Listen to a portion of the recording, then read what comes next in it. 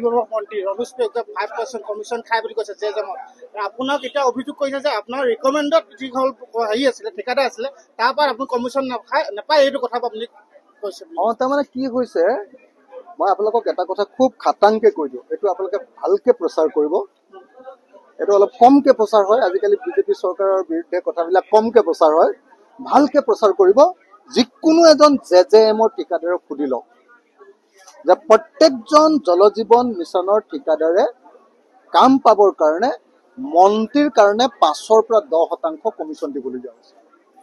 কামটো পাবহে পইচা পোৱাই নাই কাম আৰম্ভ কৰাই নাই প্ৰথমতে টেণ্ডাৰ মাৰিয়ে এডভান্স তেওঁলোকে 5ৰ পৰা 10% অৰ্থাৎ 1 কোটি টকাৰ কাম ললে 5 লাখ টকা এডভান্স হিমন্ত বিশ্ব শৰ্মাৰ মন্ত্ৰীসভাৰ মানুহক পইচা দি আহিব লাগে আগতে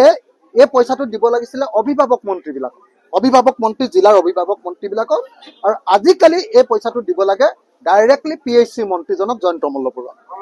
এইটো 5ৰ পৰা 10% টকা দেই 5ৰ পৰা 10% টকা 1 নম্বৰ 2 নম্বৰ বহু ঠাইত মই শুনিছো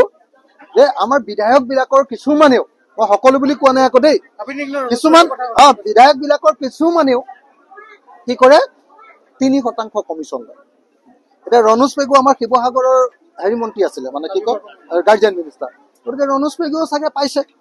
মই নামটো নকওঁ নামটো কোৱাটো উচিত নহয় ন এইটো কোৱাটো উচিত নহয় মই পাৰ্চনিফাই কৰিব খোজা নাই মই কাকো গাত চেকা লগাবৰ কাৰণে কথাটো কোৱা নাই আচল সত্যটো হ'ল যে জেজেএমৰ ঠিকাদাৰ বিলাকে 5ৰ পৰা 10% মন্ত্ৰীক কমিশ্যন দিব লাগে আৰু 3% কিছুমান বিধায়কক সকলো বিধায়কক নহয় কিছুমান বিধায়কক কমিশ্যন দিব লাগে গতিকে 10 + 3 13 নহলে 5 + 3 8 বা 13 এই শতাংশ কমিশ্যন যদি দিয়ে 1 কোটিত যদি 13 লাখ দিলে তাৰপিছত কাম কৰিবলৈ পইচাটো থাকিলে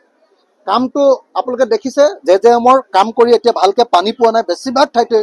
মেচিনটোৱে ক'ৰবাত নচলে ক'ৰবাত পানী বেয়াকে ওলায় ক'ৰবাত পাইপডালে নবহালে ক'ৰবাত পাইপ টেপটো আছে হৰ ঘৰ মে টেপ হে ঘৰ ঘৰ মে পানী নেহি হয় ঘৰ ঘৰ জল দিব কৈছিলে ঘৰ ঘৰ টেপ হে হৰ ঘৰ জল নেহি তো এনেকুৱা পৰিস্থিতি হ'ল গতিকে এই মুহূৰ্তত মই ভাবো যে হিমন্ত বিশ্ব শৰ্মা চৰকাৰৰ দিনত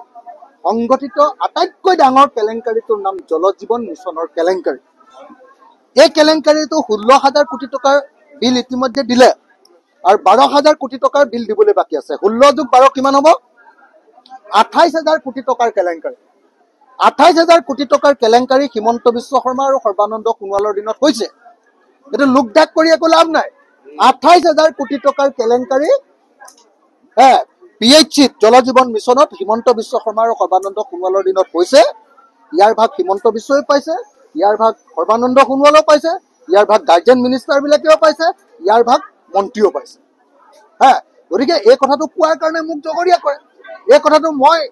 যদি কমিশ্যন ললোহেঁতেন মই এই কথাটো কম নেকি কওক 1000% খাটাং 1000% খাটাং এই কথাটো আজি আপোনালোকে ডাঙৰকে উলিয়াব বুলি মই ধেমাজিৰ সাংবাদিকসকলক অনুৰোধ কৰিছো মই জানো যে আপোনালোকে নিউজটো পঠিয়াব তাতে ওলাই নে নাই চেকনি ধেৰ নহয় ওলাই নে নাই মই নাজানো কিন্তু এইটো কথা খাটাং মন্ত্ৰী নিজ হাতে লৈ আনি পইচা কালি আপুনি ক'লে যে গৌৰৱ গগৈ গোটত যে তেওঁ আনমেচিয়ৰ্ড হৈ আছে